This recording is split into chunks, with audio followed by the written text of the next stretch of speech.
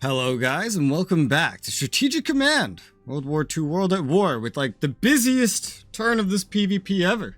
Quite a busy September 26th of 1941. Very, very busy indeed. And we are here.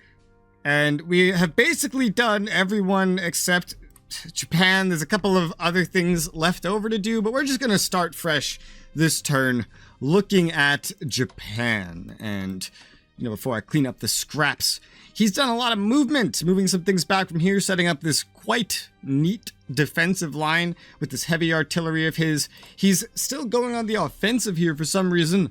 I would think that he wouldn't do that by this point. And at this point, I have heavy artillery here with multiple shells. I have amazing supply because I moved an HQ forward, and he's actually leaving this fucking shit here. We have a lot of opportunities, a lot of things we could do. Unfortunately, he has anti-air placed here, and powering through it is hard. Now for Japan, let's go look at some research. I know we finished some ground attack weapons. I was just about to talk about that. We finished, finally, ground attack weapons, which is amazing. And we need more of that. So I'm going to go spend points to research that. There's still 140 left.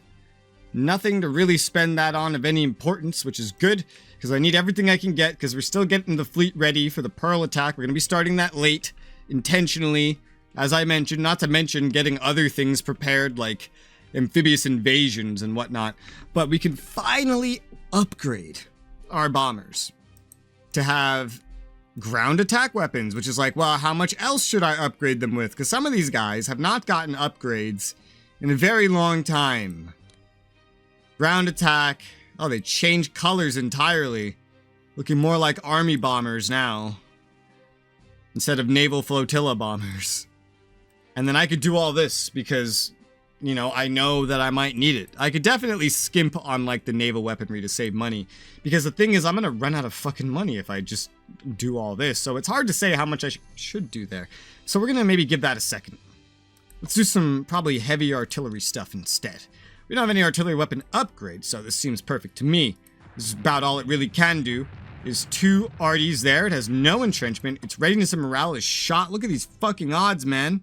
With a 9 strength, upgraded. Only going to take 1 damage and yet deal 6. That's incredible. Let's do that. We dealt the 6 damage, and well, unfortunately, we took more damage than was expected. But not an unsurprising amount. I can move forward as well here. It'd be 1 to 3. That was against an army, by the way. I just want to point that out. That was a fucking army that just took that much damage. 1 dealt to us, 6 to it. That is insane. There's a lot of stuff to fix up over here. Namely, this core could definitely do with being reinforced. Man, this is going to be very MPP intensive for Japan. Good thing we took the DEI and have these MPPs to spend. I think I'll leave this the way it is, kind of not put Artie here. So he's tempted to attack this, but he has to reinforce this. It would be silly not to.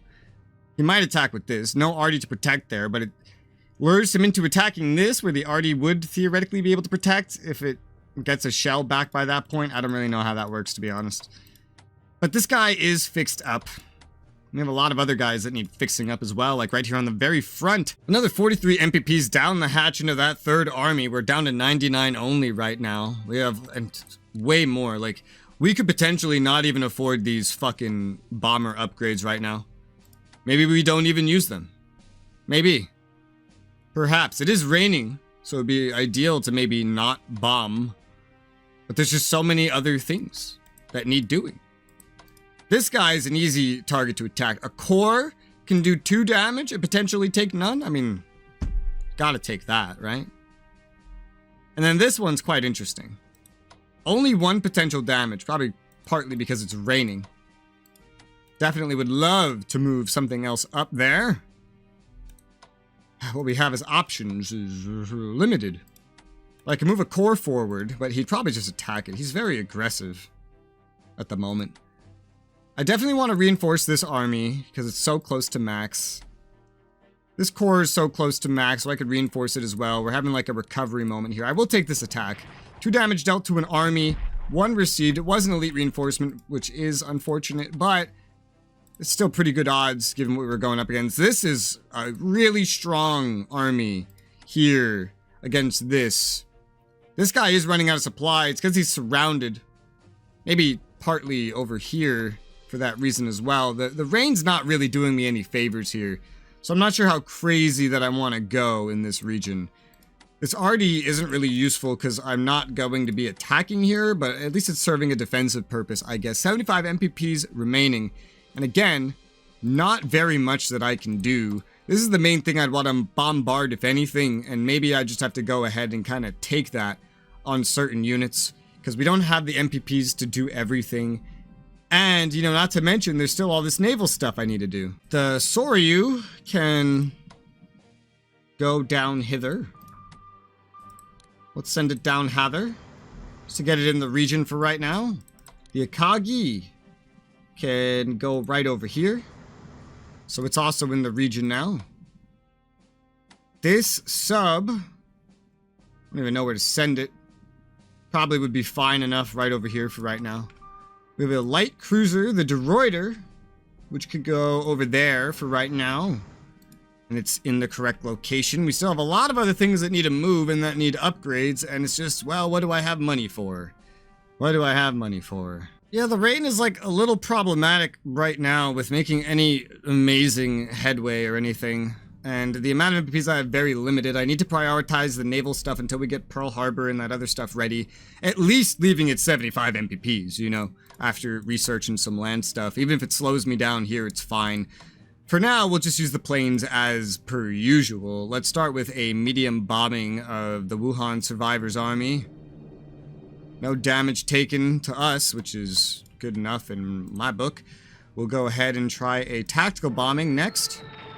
2 damage dealt, 1 more than expected, unfortunately taking 1 damage as well. And then the other bombers dealing 1 damage that we weren't supposed to deal, so that's pretty nice. It's pretty nice. So I can either do a prepared attack across this river, or I can move across. Either way, I only have 3 action points, and I need these action points to move across. I could easily move another thing over, that's no problem. I think I'll take the opportunity to move across. Maybe. I don't know what's over here. You might have something over there. Well, let's try a crossing. It worked. The crossing worked. He does have light tanks over here. Something to note. It's a very valuable mine as well. But now we have better odds than we had just a moment ago. So that's pretty good. That's pretty good. Yeah, we're going to move this one up as well. Now we have even more improved odds, I guess. Let's start with a blitz attack with the guy that's most likely to lose nothing. 2 damage dealt only, not the 3 we were promised, but none taken, just as expected. Now we can potentially not lose anything on this blitz attack. 4 damage dealt, so unfortunately it did not work out that way. And we dealt a little bit less than we were supposed to, otherwise this army would be fucking dead. But it's not dead, it's alive. Just barely, and that's kind of frustrating. I'm gonna move this next elite 21st army forward to this spot. We're gonna focus our efforts over here. This is where the breakthrough is being attempted. This is where our efforts are focused. This guy was heading across, right? Or he was just getting closer, I don't know. I think I kind of imagined him being at Kweichow by now because he had abandoned Chungking seemingly, but then he just ended up not doing that. Wonder if he still has anything over here. I haven't really gone and looked or anything. We have good supply up to here, so I could go in that direction with an army to take a look. We don't have room up here really, so I guess taking a look wouldn't be the worst thing. We see he does have a garrison over here, which really is not a surprise. We have enough supply over here to function at the very least, so I could keep pushing out this way. That could be a difficult task in itself, especially seeing as this boosting is pretty useful. But the Yamashita HQ maybe is not really needed down here anymore. Except for maybe taking care of planes, just because... Where is this going? We have enough supply on the front now. Yeah, he's not really needed down here, so he can move up, in fact. So I'm going to move him forward. And how does that change supply? Yeah, the front's fine. Even all the planes are still fine. Which would allow me to move an HQ west. Not this instant, but it would allow me to. So let's just keep moving you west for now, down the road. And you can, oh god, you're upgraded enough. And just that little bit of XP, no elite reinforcements needed. One shot, bam, there you go. Enemy garrison dead. Kunming, which had like 10 supply, would give 5 MPPs, is now mine. It's now mine. There's this, I hate this. I hate getting this. Ooh. Oh, this is why I had this coming over here, right? It is, yeah. Okay. Let's put you right over here, sir. So you can take care of both of those for me. Guess we might not need anything like that over there. Depends if there's anything on Wanting. I guess that means I'm going to go ahead and move this up. Trying to claim the railroad entirely. Slowly but surely. We don't need to keep anybody on Hanoi too desperately. Claim the railroad for ourselves. That would be pretty good. This guy's here specifically for this and this purpose, but we can't get across just yet. Surprisingly decent performance, despite the rain slowing us down everywhere, and despite my MPPs now kind of being split into dealing with America. I feel the split. I can no longer focus, and it sucks. It's a terrible feeling. Let's upgrade this carrier. The carriers are the most important things. 34 MPPs to upgrade one carrier. Holy shit. And here's another carrier. It needs elite reinforcements if it needs anything, and it can't afford it right now. This destroyer would be wise to get up with some anti-air improvements. Sure, we're going to focus entirely like on naval stuff right now. I'm not going to reinforce anything else. Everything is fine the way it is. Everything can just stay how it is. Over here, I think I'd be tempted to send this guy up here though. Just so he's in position to somewhere I'd be more likely to want him sooner rather than later. Just due to the weird core focus over here. So we'll do that. Yeah, we're going to force march you up there for right now.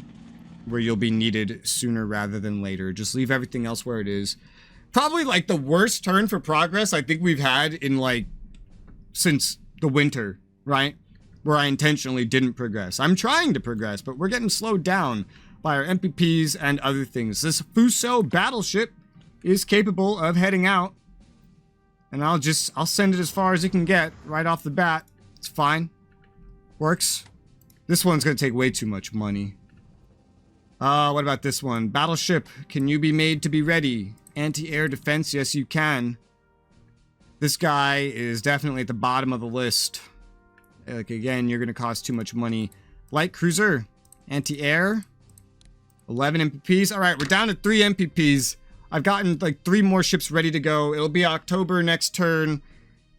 I have plenty of time. At this pace, I still have plenty of time to get everything ready. The Navy will definitely be ready by the time that I need it. Paying for the amphibious transports will be a bit of a bitch. I might need to cut into some turns. We'll see. Depends how fast their war justification goes up, or their mobilization. It's at 63%. So, it still has a lot of headway, even if it is going up faster lately, and will by the time we hit 42. I think all the ships will be paid for by the end of 41 and basically in position. The amphibious landings of the Philippines and I guess whatever else we end up going for when the time comes, that will be a little more expensive and harder to get, but the amount of progress and kills that we are getting in China I think make it worth it. Because unlike the AI, he's not protecting anything in his rear even remotely. He has everything on the front, just like with Russia. And it's going to be the same thing. If you collapse his front, you collapse him. So, I'm pretty fine with how all this stuff is. We'll move this guy right up here. You should be safe to do that. I don't want to risk taking damage on hyper elite units, dealing 1 damage to a core. That's just not worth it. So, we're mostly going to be focused on slipping past his AA coverage. Because we can. And it's just going to be better for us, more point efficient at that point. This tank, I'd love to see how this tank defends this mine. If we get this mine, there'll be 20 more MPPs for us and away from him. It's a very valuable location. MPP-wise, it's more valuable than Chongqing, for fuck's sake. I'll take that gladly. Sadly, Pao Tao doesn't make any fucking MPPs at all. What the hell, man? What the hell? At least we have Cheng Chao now, so that's something. One thing I still haven't done is move this. Let's get it into hunt mode. It's gotta go somewhere it could resupply, ideally. Yeah, if he has nothing to intercept me, bro. Yeah, he has nothing here to intercept me. This has got to be a blockade. I already forget if I theorized this last episode. Yeah, it was last episode. I theorized this was a blockade. It's got to be a blockade. This isn't an interdiction. This is a blockade. 100%. I feel like it's confirmed. I don't know. But that's how I feel. We still need to move these Italians. I guess we were just moving them to Trieste, roughly. And we were going to set them out from there. Because we know where they're going. I guess one could go to Venice just to get there. Trieste, the port can only really be accessed from one location. I don't think you can really get here. Yeah, no, that's a Navy hex.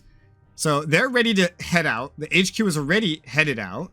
20 MPPs will remain untouched for now. Germany still has 306 MPPs, and I was kind of unsure how to do this. We could do with reinforcing things that already exist. We could also do with buying new things. A lot of things on the table that we need. But generally speaking, this entire time, even when we get slowed down, and no matter how things go, we are always killing his units, and he hasn't killed any of ours except for like conquering Iraq with an event. Ethiopia may be lost, that's all garrisons, and I planned for that. We're not losing any units fully down here, none on the Russian front, none anywhere, none of our ships are being killed, none of the Japanese are being killed. We're killing, and not losing anything. As the allies, I at least managed to kill against the AI. Against a player, it's definitely harder, but I feel like this is a good sign that we're doing pretty well. So maybe pushing the extra units right now is not the priority. Maybe we focus on security, because I'm looking at like this stuff that I have set up for security, and also the immense need for more fucking garrisons. I think I need like 2 or 3 more Germans. As for the other boys, we could definitely use a couple more. That much is certain. I see up here is going to need a garrison, up here and here. These will all need garrisons very soon, and they are separate enough to need distinct garrisons. So this one can already move. Yeah, this one can already move. So we're going to move this one first. We're just going to operate it to right about here, let's say. Ideally, it would be on this side of the river, but it doesn't need to be. So we'll just get it there so I know what it's for at the very least. We'll put it right on top of that bitch. There you go. The Romanians can just garrison their own capital, and I am going to leave garrisons because I don't want any shenanigans. No shenanigans, sir. No, please. Not at all. The Yugoslavians can't have any garrisons for themselves, so they would need a German one to take care of themselves. Again, Bratislava and Copenhagen, they need something and they need something dedicated. I don't know if we can really afford to dedicate, but they need something dedicated because eventually they'll have problems with rebellions. I feel like a garrison early on to keep track of it, and then corps later would be the ideal thing. But we're definitely going to need to buy more garrisons. This corps has been sitting on Bulgaria. I don't mind that because this could be a front. Because when 1943 rolls around, by our deal, he could go for Greece. It could end up being a front. And this just spawned in for free anyway, so I don't really mind. So, Bulgarians on Hungary is stupid.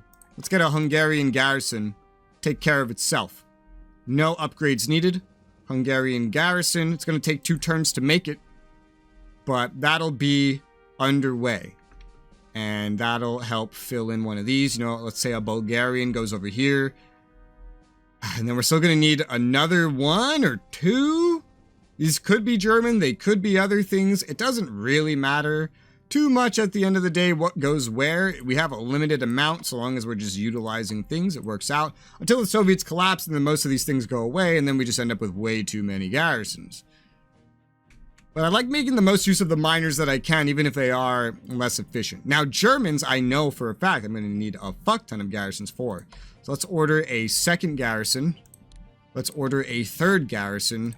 And let's order a, oh, this is so many points, a 4th garrison. So we've ordered like 3 more garrisons that we will definitely need, if not now, then soon. Damn, with how fast we're going to be expanding over here at this rate too, we're going to need so many garrisons. It's really hard to just not spend the rest of my points on garrisons, especially with these things pre-placed already. More armies would be great, but we're taking so much territory. We need to like fill it in for the partisan points. It's like the main thing right now. Well, we'll definitely go ahead and get the final other Hungarian garrison that we can get. There's no more. I can get 1 more Romanian one. And 1 more Bulgarian one. The one I just paid for would take care of everything that we have to worry about here right now. However, we're about to get even more things. The Germans can take care of a lot. They don't have to take care of everything at the end of the day. And garrisons can shift forward through force marching if I want to organize it that way. I can only, like, if I purchase one more, then we're not going to be able to do anything reinforcement-wise at all. And there's 2 more we could purchase for those miners.